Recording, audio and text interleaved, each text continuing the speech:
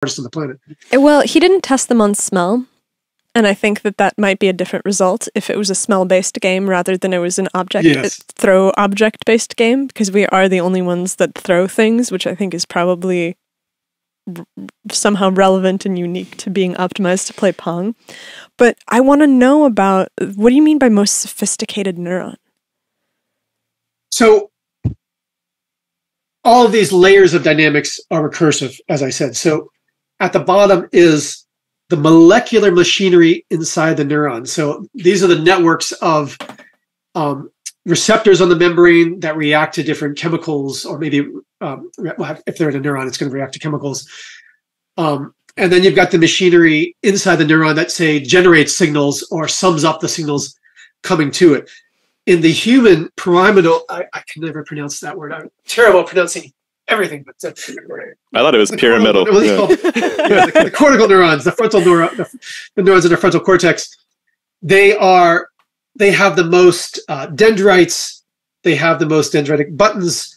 They have the most sophisticated molecular networks inside them interacting. There's a complexity. I've seen the complexity inside an individual cortical neuron exceeds the complexity of an entire, jellyfish or entire worm, like the roundworm, which has 300 neuron minds.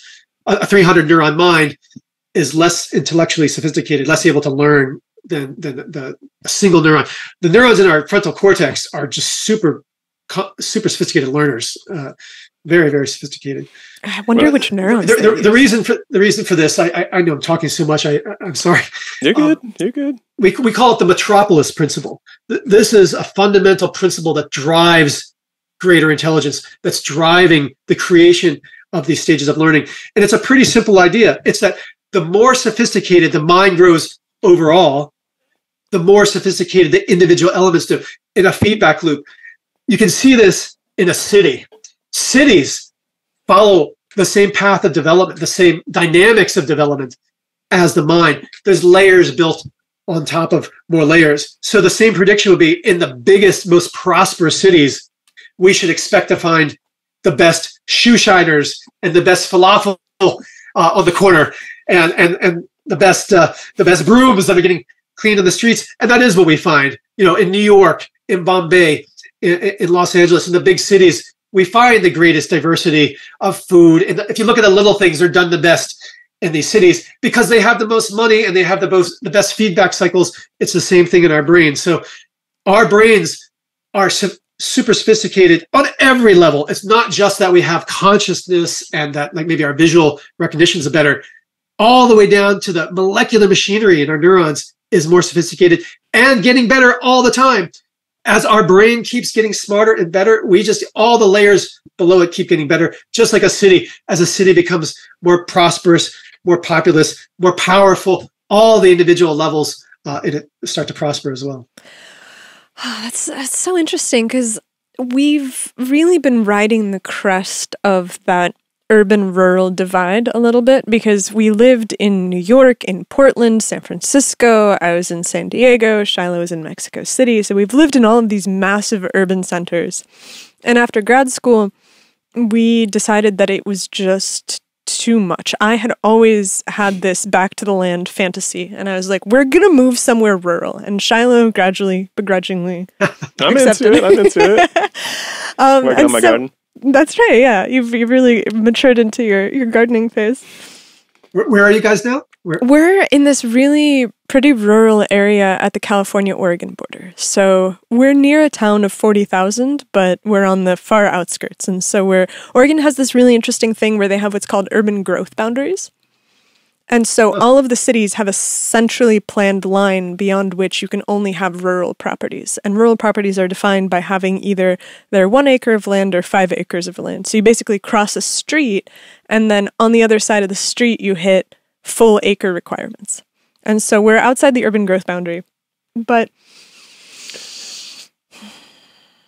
it's pretty boring. Well, we're running up against this. We spend a lot of time in the Bay Area too, and we are always really excited to go down there, but we also don't want to live there at the same time, which is such a funny paradigm to be experiencing in real time, because we're so excited to come back to the country and we can work nice and our heads are clear, but then we just start to feel like, oh, we need to talk, we need to hang out with some people, we need to be having that date, just going down to the bodega or whatever, and it's a very, very painful division, actually. And I think that inside of a biological system, the same is kind of true, where if you're inside of a brain, you are subsumed by the functionality of the brain.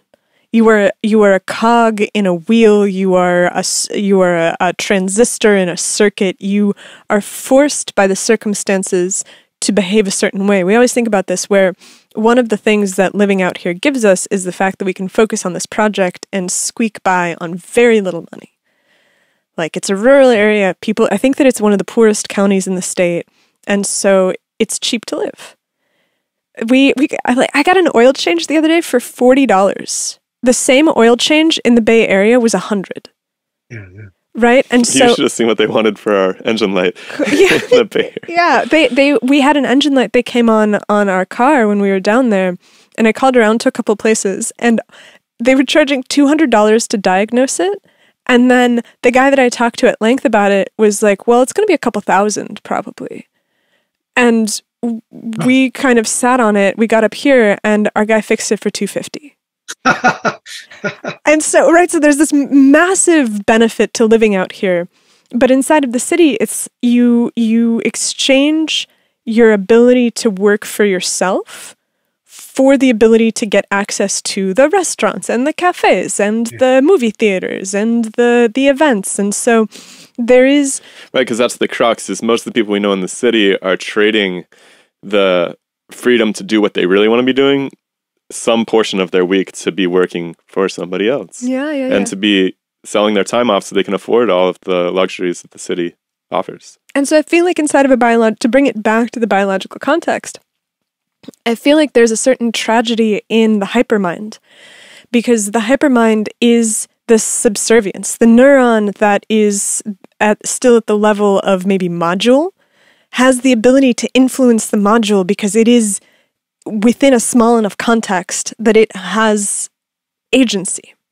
But the minute that you put it into a larger context, the individual neuron, when it misbehaves inside the body, is pruned and removed. And so there's a certain... tyranny. There's a certain tyranny of the body that is required to make it function. And that's kind of what I'm worried about when I think about the hypermind and the ideological shift that's coming.